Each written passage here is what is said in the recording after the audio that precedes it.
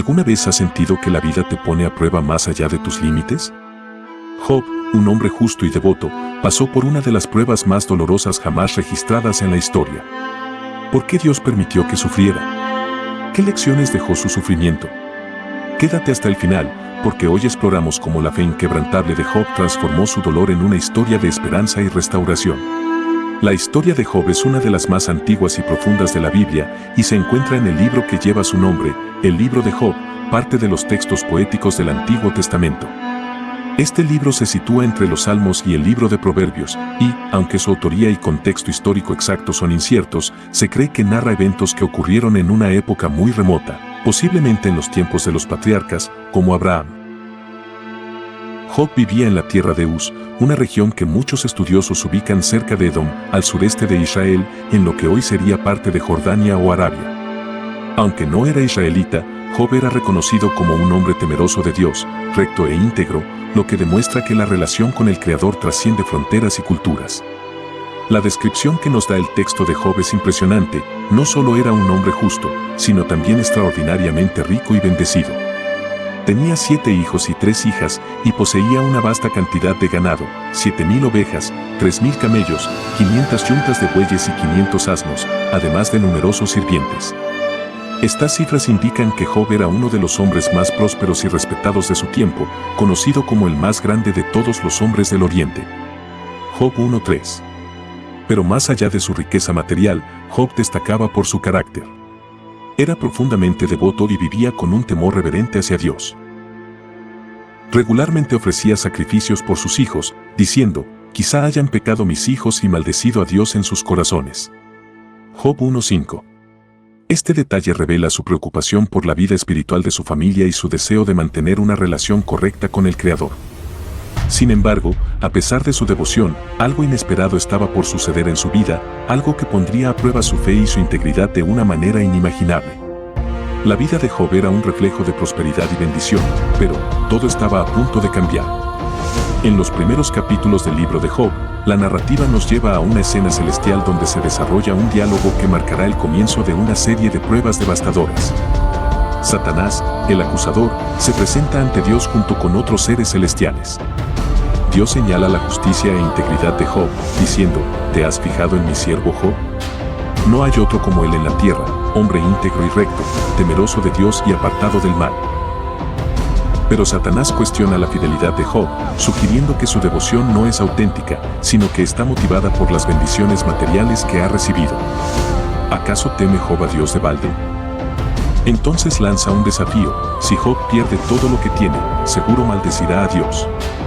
Dios, confiando en la fe y la integridad de Job, permite a Satanás probarlo, pero le pone un límite: no podrá tocar su vida. Así comienza una de las pruebas más desgarradoras que jamás se hayan registrado. En cuestión de horas, Job pierde todo lo que tiene, enfrentándose a una serie de calamidades que llegan como olas devastadoras. Veamos cada una de estas pruebas. La primera calamidad es económica. Un mensajero llega corriendo para anunciar que los sabeos han atacado y robado todos sus bueyes y asnos, matando a los sirvientes que cuidaban de ellos. Antes de que termine de hablar, llega otro mensajero informando que, fuego de Dios, posiblemente un rayo o una tormenta, ha caído del cielo, destruyendo todas las ovejas y matando a los pastores. En cuestión de minutos, Job pierde 2 de sus mayores fuentes de riqueza, su ganado y sus trabajadores. Esta primera prueba deja claro que las fuerzas del caos, tanto humanas como naturales, se han desatado contra él. Pero las malas noticias no terminan ahí. Otro mensajero llega para anunciar que los caldeos, un grupo de saqueadores nómadas, se han organizado en 3 bandas para atacar y robar los 3,000 camellos de Job, matando a todos los siervos encargados de ellos. Este golpe no solo afecta la riqueza de Job, sino también su capacidad de comercio y transporte. Su prosperidad, cuidadosamente construida durante años, se desploma en un solo día. El golpe más devastador llega en el siguiente anuncio. Un cuarto mensajero informa que un fuerte viento, probablemente un tornado, ha derribado la casa donde los hijos e hijas de Job estaban reunidos para celebrar. La estructura colapsa y ninguno sobrevive. La herida emocional es incalculable. En un solo día, Job no solo pierde sus riquezas, sino también a sus amados hijos. El dolor de esta pérdida habría llevado a muchos a la desesperación, pero la respuesta de Job es asombrosa. Con humildad y reverencia, se postra en tierra y dice: desnudo salí del vientre de mi madre, y desnudo volveré allá. El Señor dio, y el Señor quitó, bendito sea el nombre del Señor. A pesar de la fidelidad de Job, Satanás insiste en que si sufre físicamente, su fe se quebrará. Dios permite esta segunda prueba, pero establece un límite: Satanás no puede quitarle la vida. Entonces, Job es afligido con llagas dolorosas que cubren todo su cuerpo, desde la planta de los pies hasta la coronilla de su cabeza. La enfermedad no solo es física, sino también psicológica y social. Job se sienta entre cenizas, rascándose con un pedazo de cerámica, mientras su esposa, en su desesperación, le dice: ¿aún mantienes tu integridad? Maldice a Dios y muérete, pero Job responde con calma: aceptaremos el bien de Dios y no el mal. Job ha perdido todo, sus bienes, su familia y su salud. Pero lo más difícil aún está por venir: enfrentar las preguntas, las acusaciones y el aparente silencio de Dios. ¿Cómo enfrentará Job estas pruebas? ¿Podrá mantener su fe frente a tanto sufrimiento? No te pierdas lo que sigue en esta historia llena de enseñanzas profundas sobre la vida, la fe y el sufrimiento. Después de perderlo todo, Job se encuentra en una soledad desgarradora. Sin sus bienes, sin sus hijos y con su cuerpo afligido por llagas, queda sumido en una profunda tristeza. En este punto llegan sus amigos, Elifaz, Bildad y Zofar, tres hombres que inicialmente muestran empatía y respeto ante su dolor. Por 7 días y 7 noches, se sientan junto a él sin decir una sola palabra. Este gesto inicial refleja una poderosa lección: a veces, la mejor manera de consolar a alguien en medio del sufrimiento es simplemente estar presente. Pero cuando finalmente comienzan a hablar, las cosas toman un giro inesperado. Los amigos de Job intentan explicar el sufrimiento desde una perspectiva que refleja el pensamiento común de la época, la teología de la retribución.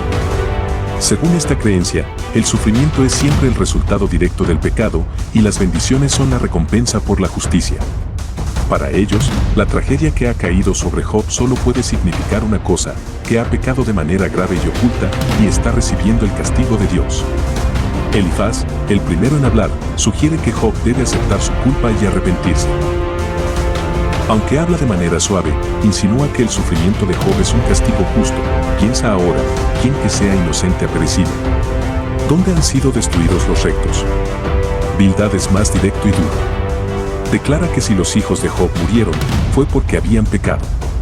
También le insta a pedir perdón a Dios, diciendo: si fueras puro y recto, Él se levantaría ahora en tu favor. Zofar, el más severo, acusa a Job de hablar con arrogancia al defenderse y le dice que su castigo probablemente es menor del que realmente merece. Dios te está castigando menos de lo que merecen tus pecados. Job, profundamente dolido por las palabras de sus amigos, se defiende diciendo que no hay pecado oculto en su vida que justifique un sufrimiento tan extremo. Aunque reconoce la grandeza de Dios, también expresa su angustia y su confusión: Él me quebranta sin causa, multiplica mis heridas sin razón.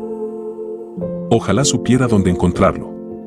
Iría a su presencia, pero Él hace lo que quiere, ¿quién puede hacerlo cambiar? Job cuestiona abiertamente el silencio de Dios, algo que sus amigos ven como una señal de rebeldía, pero que en realidad es una muestra de su fe, porque a pesar de todo, sigue buscando respuestas en Dios.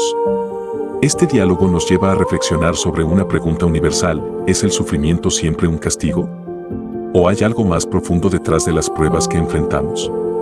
Job no obtiene respuestas inmediatas, pero su lucha interior nos muestra la importancia de llevar nuestras preguntas y dolor directamente a Dios, incluso cuando no entendemos su propósito. Después de largos debates entre Job y sus amigos, y tras los cuestionamientos de Job hacia Dios, finalmente llega el momento más esperado. Dios responde, pero no de la manera que Job anticipaba.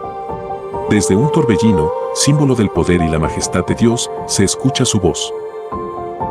No explica directamente por qué Job ha sufrido, ni ofrece una justificación detallada.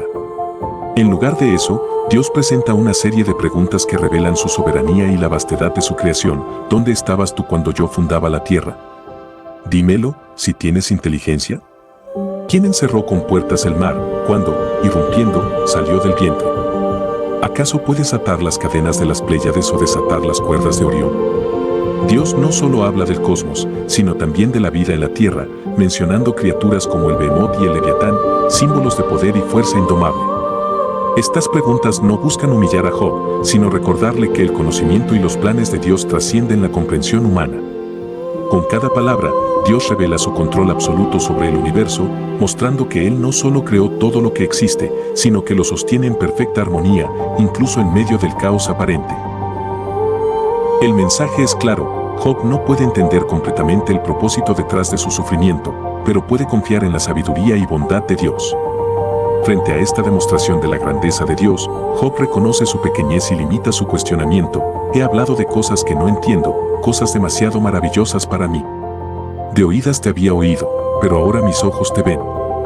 Por tanto, me retracto y me arrepiento en polvo y ceniza.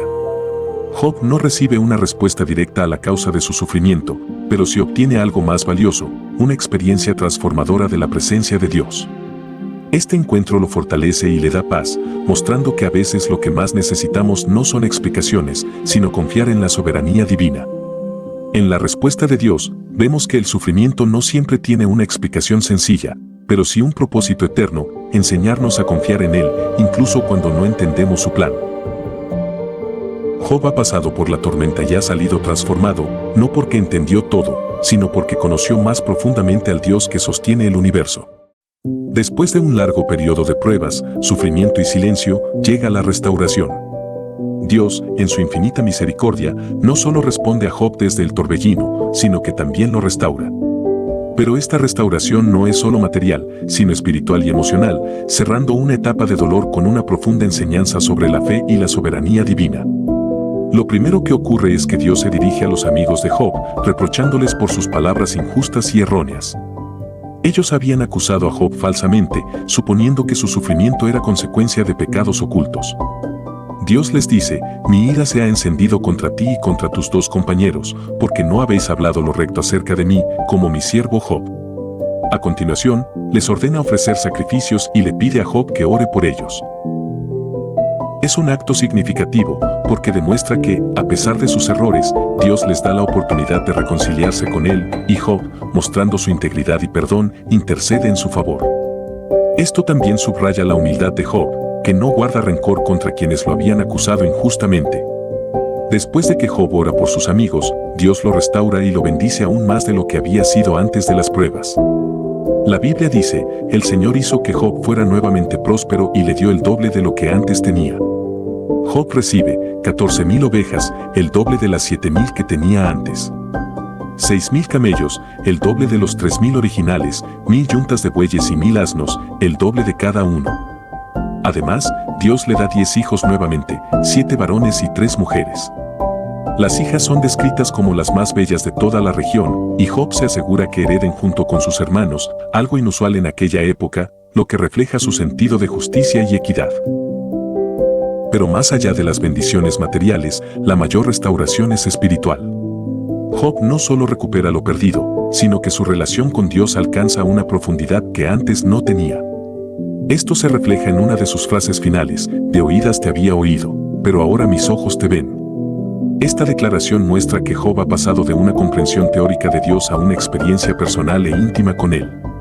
A través de su sufrimiento, Job ha aprendido a confiar en la soberanía de Dios incluso cuando no entiende su propósito. Finalmente, la Biblia nos dice que Job vivió 140 años más después de su restauración, llegando a ver a sus hijos y a los hijos de sus hijos hasta la 4ª generación. Su historia termina con estas palabras: y murió Job, anciano y lleno de días. Esta frase no solo habla de longevidad, sino también de plenitud. Job vivió una vida completa, marcada por la fidelidad de Dios y la paz que solo puede venir de confiar en Él.